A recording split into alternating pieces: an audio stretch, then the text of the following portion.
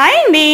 పొద్దున్న లేచి చూడగానే వర్షం ఫుల్ వస్తుంది. సరే వేడిగా సాంబారు పొంగల్ చేసుకుందాము అని చెప్పి స్టార్ట్ చేశాను. ఏం లేదు, పొంగల్ ఒక పక్క పెట్టేశాను. సాంబార్ పెసరపప్పు సాంబార్ చేశాను నేను. సింపుల్గానే ఉంటుంది, టేస్ట్ చాలా బాగుంటుంది. వితౌట్ సాంబార్ పౌడర్ యూస్ చేస్తాను కానీ సాంబార్ చాలా బాగా అనిపిస్తుంది.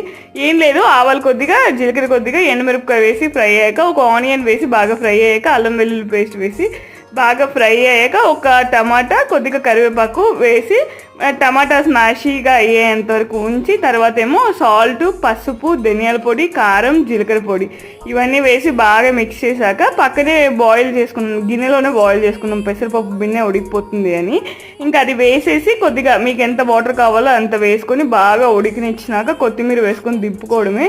టేస్ట్ చాలా బాగుంటుంది, మీరు ఖచ్చితంగా ట్రై చేయండి. ఈ వర్షం పడుతుంటే వేడివేడిగా పొంగల్ సాంబార్ తింటుంటే ఎంత హాయిగా అనిపించిందో. అలాగే ప్లీజ్ కొత్తగా ఎవరైనా చూస్తుంటే సబ్స్క్రైబ్ చేసుకోండి. Bye bye.